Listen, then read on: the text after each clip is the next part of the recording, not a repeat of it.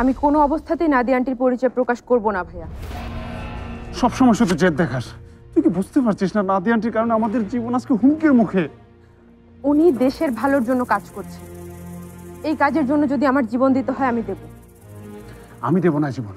আরে তুই মরতে চাস বলে কি আমাকে সাথে নিয়ে মরবি নাকি?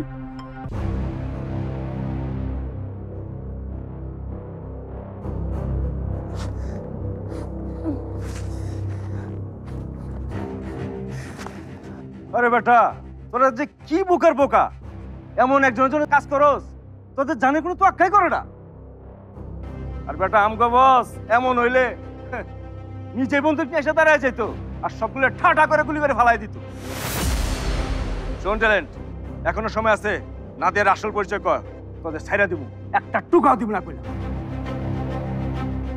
আরে বেটা ঠান্ডা মাথা তোর বোনকে বোঝা, যাতে জানিয়ে তোরা দুজন বাইরে হয়ে যাইতে পারিস বেটা, বোঝা। ওই তোর এই দুইটার দিকে খেয়াল রাখিস, দুইটাই কিন্তু মস্ত বড় শিয়ানা। আমি একটু বাইরে গিয়ে দেখি অবস্থা কি, খেয়াল রাখিস কিন্তু।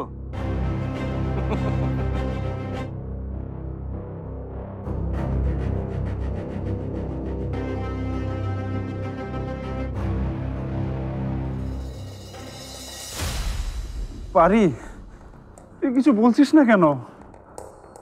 একদম ভয় পাবি না ভাইয়া, ওরা আমাদের কিচ্ছু করতে পারবে না। আচ্ছা তুই কি চোখে কিছু দেখতে পাচ্ছিস না? আমাদের গায়ে বোমা বাঁধা, আর তুই বলছিস ওরা কিছু করতে পারবে না? Walton Washing Machine. Simplifying life with hassle-free washing. এই পরিস্থিতিতে আমি যদি ওই নাদিয়া আন্টির আসল পরিচয়টা জানতাম না, তাহলে আমি সত্যি সত্যি বলে দিতাম। পারি শোন না, তুই না সব সত্যিগুলো বলে দে, তাহলে না আমরা এখান থেকে যেতে পারবো। আমি কোনো অবস্থাতেই নাদিয়া আন্টির পরিচয় প্রকাশ করব না ভাইয়া। সবসময় শুধু জেদ দেখাস। তুই কি বুঝতে পারছিস না নাদিয়া আন্টির কারণে আমাদের জীবন আজকে হুমকির মুখে? উনি দেশের ভালোর জন্য কাজ করছে, এই কাজের জন্য যদি আমার জীবন দিতে হয় আমি দেব। আমি দেব না জীবন। আরে তুই মরতে চাস বলে কি আমাকে সাথে নিয়ে মরবি নাকি?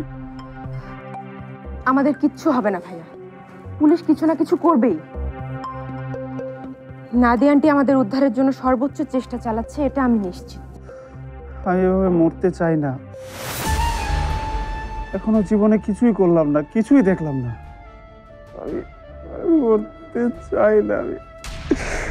তোকে বাঁচাতেই তো আমি এখানে এসেছি ভাইয়া, তোকে মরতে হবে না। তুই শুধু শুধু একটু ধৈর্য ধরে চুপ করে শান্ত হয়ে থাক না। মরবো, এবার আমরা মরবই, কেউ আমাদের উদ্ধার করতে আসবে না, আমি শিওর, আমি শিওর।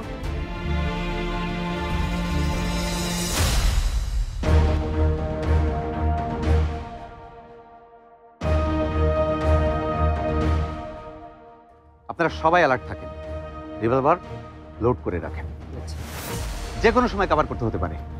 তবে ভয়ের কিছু নেই, পুরো বাড়ি দূর থেকে পুলিশে ঘিরে রেখেছে। রাইট, লোড করেন।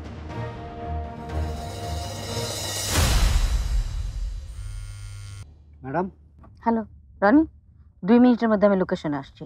ম্যাডাম আপনি এখানে কেন আসবেন?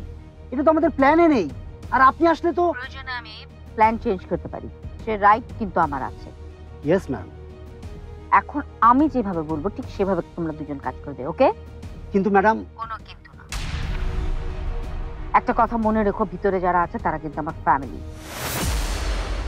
আমি যা বলছি সেটা মন দিয়ে শোনো, আমার প্ল্যান অনুযায়ী এখন কাজ হবে।